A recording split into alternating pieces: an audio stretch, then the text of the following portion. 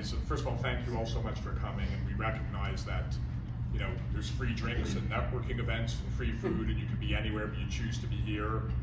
For those of you that need to run out a bit early today, totally understandable, just do it quietly. For those who just arrived, there's tons of seats up here in the front. Feel free to come forward and grab a seat if you want to.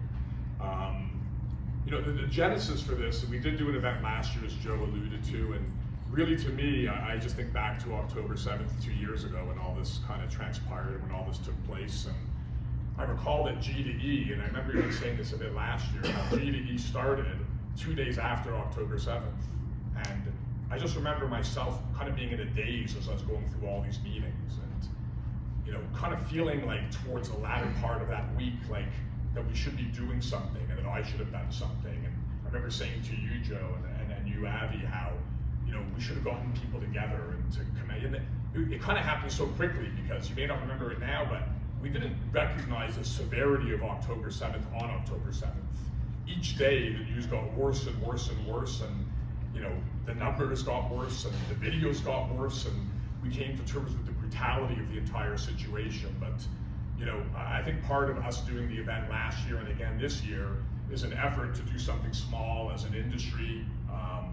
You know, I think we have a lot of folks here who are in town from Israel, a number of people from Israel who work in our industry, and you know, you being here today, I think it's all of us collectively trying to do our small parts. But, you know, look, we could talk today about a bunch of things, and the hostages and the anti-Semitism, but for me, part of today is really about commemoration. And, you know, I've had the opportunity over the last 2 years to meet with a number of people impacted by 9/7, and many of you in this room, especially those from Israel, have friends or people you know or family members who were impacted. So, you know, and I think part of the purpose today is to just remember those people. And, you know, there's one woman that I met in Los Angeles, and her name was Yadira, and I met her at the Nova exhibit in Los Angeles. And she was there trying to come to terms with, you know, the fact that her daughter was at the festival. You know, it's a beautiful, bright 26-year-old girl, and she didn't make it out. And spent some time with her at the Nova exhibit, and went with her to lunch the next day and whatnot, and kind of kept in touch. And when I was in Israel, I reached out to her, and she said, you know, would you come to have Shabbat with my Shabbat dinner on Friday with my family? Her husband, her 3 daughters who weren't at the festival, and a couple of grandchildren. And of course I accepted, and I was nervous going there, because what is there really, you know, what am I going to say? What is there to say?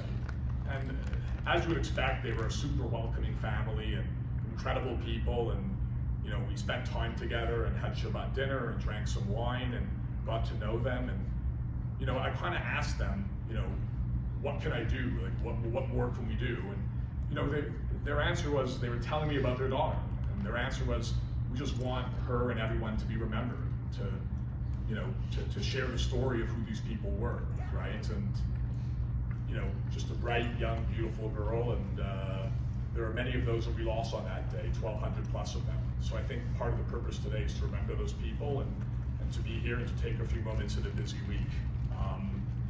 And you know, look, I think that on an optimistic side for me, one of the takeaways from October 7th is that at that time, you know, I think we've come to discover that, you know, the young people in Israel, that next generation, there's a tremendous resiliency there.